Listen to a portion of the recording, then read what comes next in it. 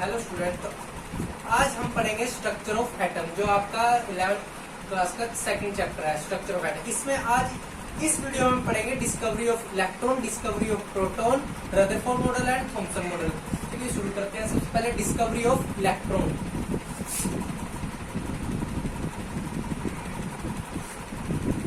Electron की discovery कैसे हुई? तो जो विलियम क्रूक्स थे, एक साइंटिस्ट, उन्होंने क्या किया, डिस्चार्ज ट्यूब एक्सपेरिमेंट किया। डिस्चार्ज ट्यूब में एक एक्सपेरिमेंट किया। उसमें क्या था कि प्रपोज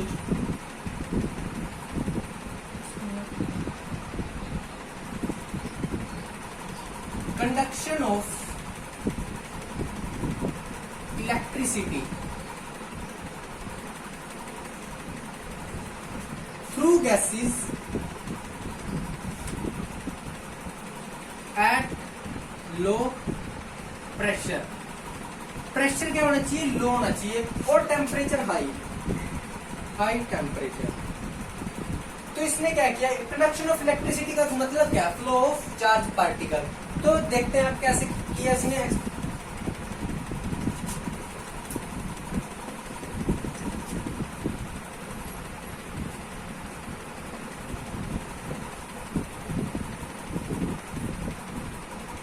इसने एक सेटअप बनाया, एक cylindrical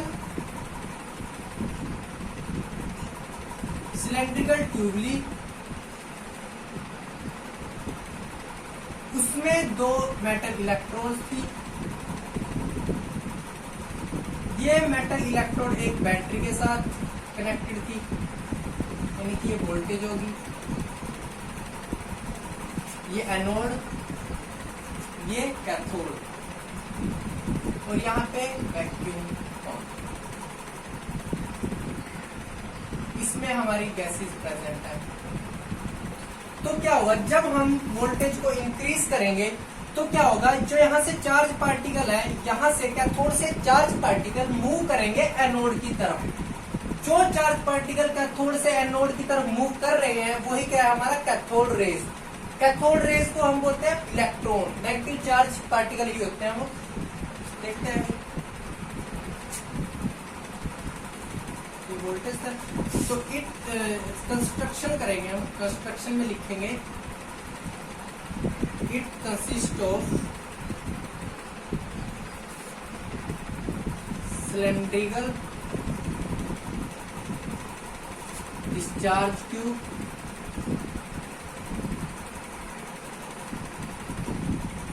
and two metal electrode is fitted in it. Fitted in it.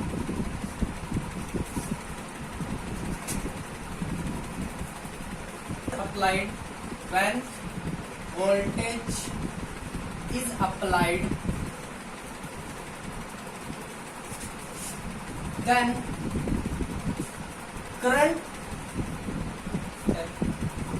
current is flowing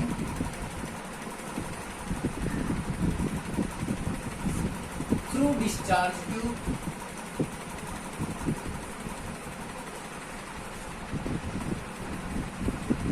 and charge particles are flow from cathode to anode. ये देखा गया कि जब वोल्टेज अप्लाई की तो करंट फ्लो करेगा, उसमें से करंट फ्लो करेगा तो चार्ज पार्टिकल थे जो हमारे, वो कैथोड से एनोड की तरफ जा रहे थे। एनोड पे होता है पॉजिटिव चार्ज और कैथोड पे होता है नेगेटिव चार्ज। तो नेगेटिव से वो पॉजिटिव की तरफ जा रहे हैं, मतलब नेगेटिव से पॉजिटिव की तरफ जा रहे हैं तो इलेक्ट्रोस्टैटिक अट्रैक्शन होगी। इलेक्ट्रोस्टैटिक अट्रैक्शन होगी मतलब पॉजिटिव किसको अट्रैक्ट कर रहा है, नेगेटिव को। वही क्या था हमारा कैथोड रेज। कैथोड रेज क्या होते हैं? इलेक्ट्रॉन। तो यहां से हुई discovery of electron. It's called cathode rays और इलेक्ट्रॉन। तो हम पढ़ेंगे प्रॉपर्टीज ऑफ इलेक्ट्रॉन। प्रॉपर्टीज, इसकी प्रॉपर्टी पढ़ेंगे, properties of cathode rays. First है, it travels in straight line, मतलब ये स्ट्रेट ट्रैवल करती है, स्ट्रेट लाइन में ट्रैवल करती है, कहीं भी डिफ्लेक्ट नहीं होती कि ये जिगजैग पाथ में मूव नहीं करती है, स्ट्रेट लाइन में ट्रैवल करती है। Second, it begins from cathode and move toward anode. तो कैथोड से शुरू होती है और एनोड की तरफ जाती है। थर्ड है, it can't observe with necked आई, हम इनको नेक्ड आई से नहीं देख सकते, तो कैसे देखते हैं? इट ऑब्जर्व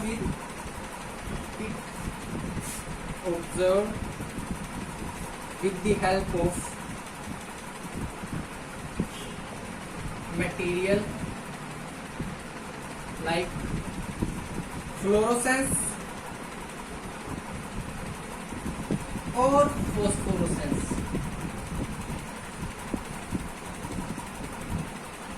तो एक मटेरियल होता है फ्लोरोसेंस और फोस्फोरेसेंस, जब ये रेज उस पर स्ट्राइक करेंगी फ्लोरोसेंस और फोस्फोरेसेंस मटेरियल पे, तो वहां पे एक लाइट हमको ऑब्जर्व होगी, तो उससे ही हम पता लगाता है कि वो क्या है, कैथोड रेज। फोर्थ हमारे पास, इट डजंट डिपेंड अपॉन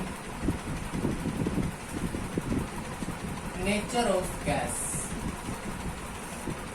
मतलब जो गैस डिस्चार्ज ट्यूब में प्रेजेंट होती है उस पे ये डिपेंड नहीं करती, इलेक्ट्रॉन उस पे डिपेंड नहीं करता। तो फिफ्थ है हमारे पास, जो कैथोड रे है, cathode rays are negatively charge, ये करते नेगेटिवली चार्ज होती हैं, और ये क्या किसी तरह मूव करते हैं, पॉजिटिवली चार्ज, तो ये क्या होता है, इलेक्ट्रॉन। तो नेगेटिवली चार्ज हैं तो इनको बोलते हैं हम इलेक्ट्रॉन्स। अब नेक्स्ट टॉपिक है हमारा determination of charge to mass ratio for electron. इसमें हमें चार्ज टू मास रेशियो निकालना है इलेक्ट्रॉन का। इलेक्ट्रॉन का चार्ज टू मास रेशियो निकालना है, वो किसने निकाला था? J Thomson. जे थॉमसन ने, जे थॉमसन एक साइंटिस्ट था, उसने इलेक्ट्रॉन के लिए चार्ज टू मास रेशियो निकाला। कैसे निकाला? जब यहाँ पे वोल्टेज अप्लाई की गई तो यहाँ पे कैथोड से एनोड की तरफ इलेक्ट्रॉन जा रहा है, कैथोड से एनोड की तरफ इलेक्ट्रॉन जा रहा है, ये हमारे पास क्या है, इलेक्ट्रिक फील्ड, ये क्या है, मैग्नेटिक फील्ड। अगर हम ओनली मैग्नेटिक फील्ड अप्लाई कर रहे हैं तो इलेक्ट्रॉन कहां पे स्ट्राइक करेगा, ए पे। फर्स्ट है, if only magnetic field is applied, if only magnetic field is applied, so electron strike at A. Electron कहां पे स्ट्राइक करेगा, ए पे करेगा, अगर ओनली इलेक्ट्रिक फील्ड अप्लाई कर रहे हैं। Second, if electric field is applied, यहां पे क्या अप्लाई किया हमने, magnetic field. If electric field, ये हमारे पास क्या, इलेक्ट्रिक फील्ड, अगर इलेक्ट्रिक फील्ड अप्लाई कर रहे हैं तो कहां पे इलेक्ट्रॉन कहां पे स्ट्राइक करेगा, सी पे। If electric field is applied,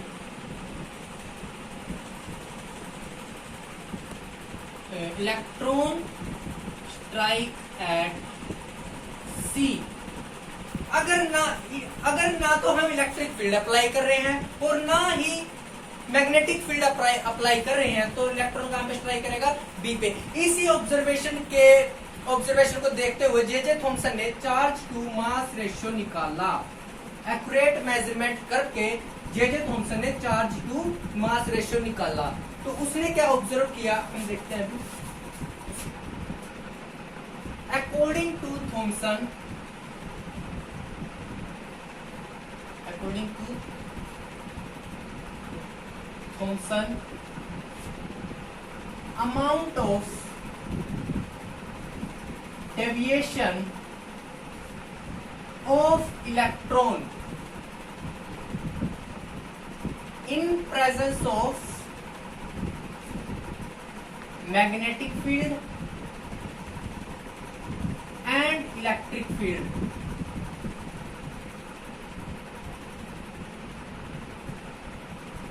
जो थॉमसन ने ऑब्जर्वेशन की इलेक्ट्रिक फील्ड और मैग्नेटिक फील्ड की प्रेजेंस में इलेक्ट्रॉन के लिए, वो थी फर्स्ट थी greater the magnitude of charge particle.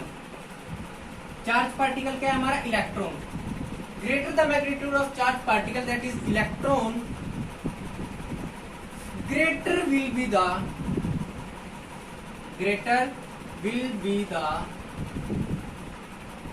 interaction with magnetic and electric field। जितना ज्यादा मैग्नीट्यूड होगा पार्टिकल का, उतनी ही ज्यादा इंटरेक्शन होगी मैग्नेटिक फील्ड और इलेक्ट्रिक फील्ड के साथ, उतनी ही ज्यादा deflection. Greater will be deflection, greater will be deflection.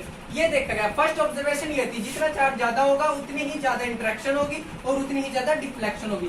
Second जो हमारे पास थी, सेकंड ऑब्जर्वेशन थी mass of particle. Mass of particle में जितना लाइटर पार्टिकल होगा उतनी ही ज्यादा डिफ्लेक्शन होगी। Lighter is particle, greater is deflection, greater is deflection। जितना ज्यादा पार्टिकल लाइट होगा उतनी ही ज्यादा डिफ्लेक्शन होगी। थर्ड थी हमारे पास, थर्ड डिफ्लेक्शन जो होगी, deflection increase with increasing the voltage और magnetic field strength।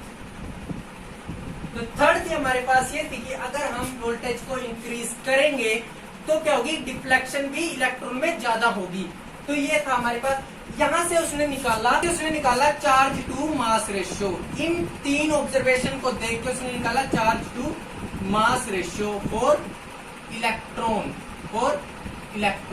तो निकाला इसने E/me, मतलब charge of electron by mass of electron, that is 1.75 into 10⁻⁴ coulomb per KG.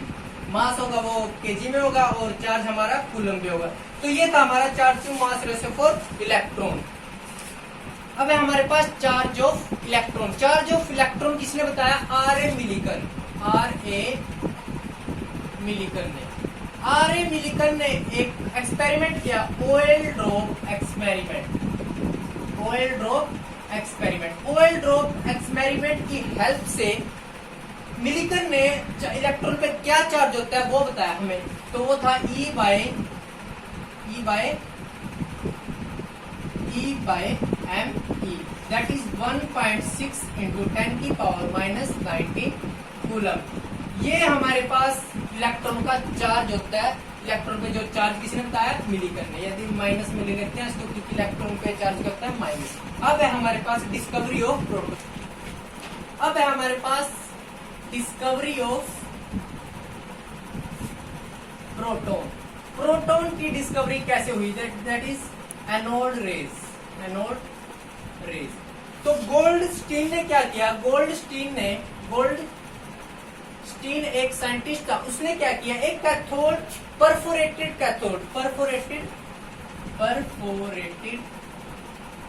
Cathode Lee. Perforated का मतलब है जिसमें होल्स हो, जिसमें क्या हो? Holes.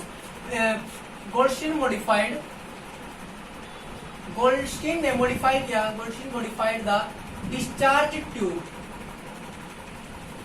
Discharge tube by using perforated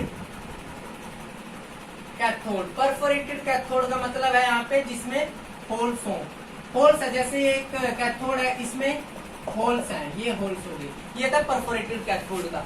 तो उसने क्या किया, व्हेन गोल्डस्टीन ने क्या किया, इसने जो कैथोड में डिस्चार्ज ट्यूब में उसने प्रेशर को क्या किया, कम किया। It reduce the pressure, pressure को क्या किया, रिड्यूस किया। तो क्या हुआ, a new type of luminous रे पासिंग थ्रू परफोरेटेड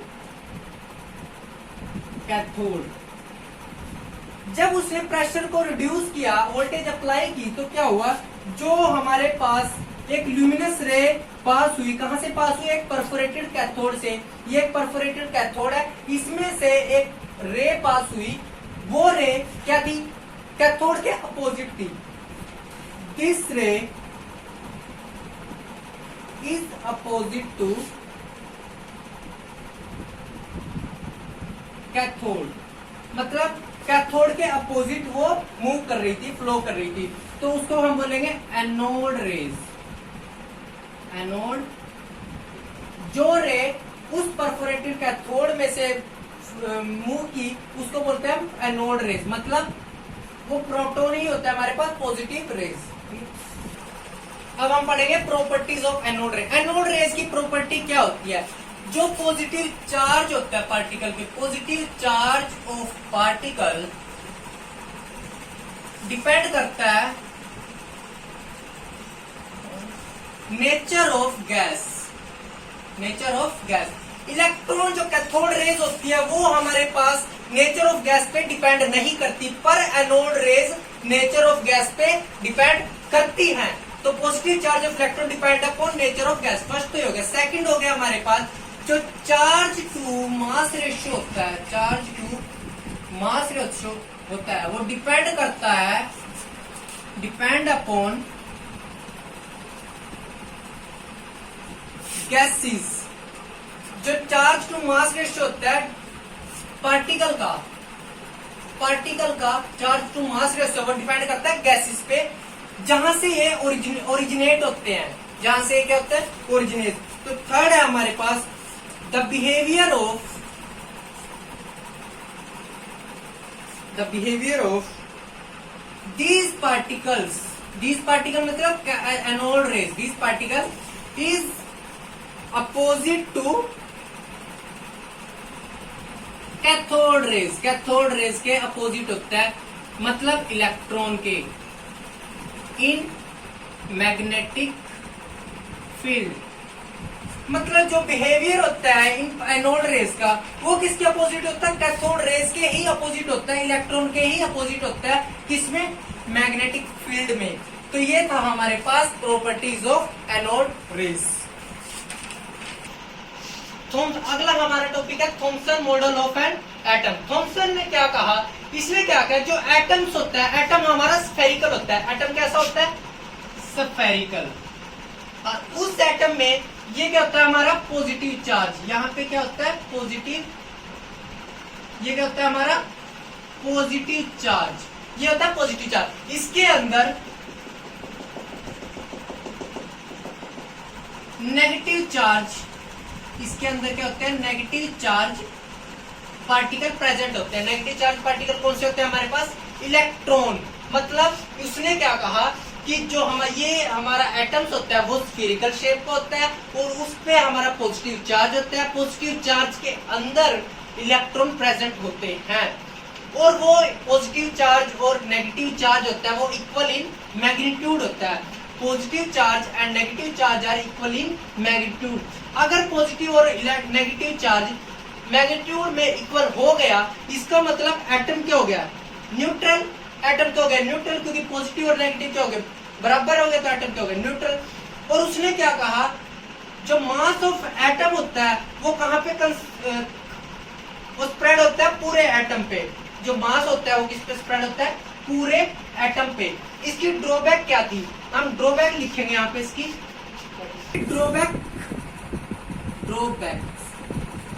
ड्रॉबैक्स इसकी थी हमारे पास रदरफोर्ड मॉडल। रदरफोर्ड ने इसकी ड्रॉबैक्स बताई थी। अगले हम टॉपिक में करेंगे रदरफोर्ड मॉडल ऑफ एटम्स। तो रदरफोर्ड अगला हमारा टॉपिक है Rutherford nuclear model of an atom. इस एक्सपेरिमेंट में रदरफोर्ड ने क्या किया, इसने एक अल्फा पार्टिकल सोर्स लिया, एक स्लिट ली, ये हमारे पास गोल्ड फॉइल है और ये फोटोग्राफिक प्लेट पे जब अल्फा पार्टिकल हिट करेगा तो ये क्या होगी, ग्लो करेगी। तो हमें पता चल जाएगा कि कहां पे वो पॉइंट कहां पे लगा है, किस एंगल से गया है वो, ठीक है। अल्फा पार्टिकल यहां से निकलेंगे, ये हमारे पास अल्फा पार्टिकल सोर्स है, अल्फा पार्टिकल यहां से निकलेंगे तो ये कहां पे हिट करेगा, गोल्ड फॉइल पे हिट करेगा। गोल्ड फॉइल पे हिट करने के बाद जब ये गोल्ड फॉइल से इंटरेक्ट करेगा तो ये यहां पर ग्लो करेगा फोटोग्राफिक प्लेट पे। तो इससे कंक्लूजन हमने ऑब्जर्वेशन क्या की, इससे ऑब्जर्वेशन देख लेते हैं हम। ऑब्जर्वेशन ये हुई, जब अल्फा पार्टिकल गोल्ड फॉइल से हिट किया तो फर्स्ट ऑब्जर्वेशन ये थी, most of alpha particle are passed through plate without deflection। मतलब जो बहुत सारी अल्फा पार्टिकल थी वो बिना किसी डिफ्लेक्शन के क्या हो गई, पास हो गई, बिना किसी गोल्ड फॉइल से पास हो गई, बिना किसी डिफ्लेक्शन के। सेकंड थी हमारे पास only few alpha particle are deflected with some angle. मतलब कुछ जो हमारे पास अल्फा पार्टिकल थी कुछ एंगल पे वो डिफ्लेक्ट हुई, मतलब 180 से अलावा जो एंगल होगा वहां पे डिफ्लेक्ट हुई। जो थर्ड ऑब्जर्वेशन थी, very few alpha particle are deflected back. मतलब डिफ्लेक्टेड बैक, कुछ बहुत ही कम अल्फा पार्टिकल ऐसे थे जो कि बैक आ गए, जैसे गए वैसे ही बैक आ गए, जैसे कि 180 डिग्री एंगल से वो वापस आ गए और उसी एंगल पे वो वापस आ गए। ये थी हमारे पास थर्ड ऑब्जर्वेशन। तो हमसे क्या निकलता है इससे वो देखेंगे हम।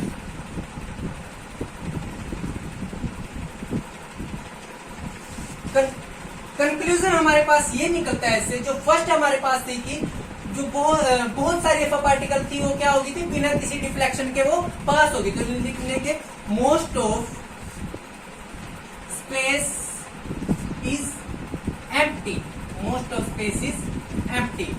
सेकंड थी हमारे पास फ्यू पार्टिकल क्या कुछ एंगल पे डिफ्लेक्ट हुई थी, तो इसका क्या होगा, positive charge has to be concentrated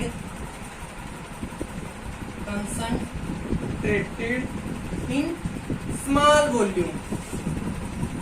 मतलब बहुत कम हमारे पास अल्फा पार्टिकल थी जो कि कुछ एंगल पे डिफ्लेक्ट हुई थी। तो उससे पता लगा हमें कि जो पॉजिटिव चार्ज है हमारे पास एटम्स में, कुछ वॉल्यूम पे पॉजिटिव चार्ज कंसंट्रेट हुआ है। तो वो पॉजिटिव चार्ज क्या है, न्यूक्लियस। वो पॉजिटिव चार्ज क्या है, न्यूक्लियस। जो थर्ड थी हमारे पास, जो वॉल्यूम ऑफ न्यूक्लियस है, volume of nucleus is small as compare to atom. जो न्यूक्लियस का वॉल्यूम है हमारे पास वो क्या है, स्मॉल है एज कंपेयर टू एटम। ये हमारे पास कंक्लूजन है। तो Rutherford nuclear model of atom से हमारे पास ये निकल के आया कि जो positive charge and mass of atom जो मास ऑफ एटम है, positive charge and mass of atom is spread over small volume. जो पॉजिटिव चार्ज है और जो एटम का मास है, मैक्सिमम मास है जो हमारे पास एटम का, वो कहां पे है, थोड़े से वॉल्यूम पे ही हमारा स्प्रेड हो रहा है। और कहां पे हो रहा है, it is called nucleus, it is called nucleus. Second जो हमारे पास ये निकल के आया, electron is revolve around nucleus in circular orbit. जो इलेक्ट्रॉन है ये हमारा न्यूक्लियस हो गया, इसके चारों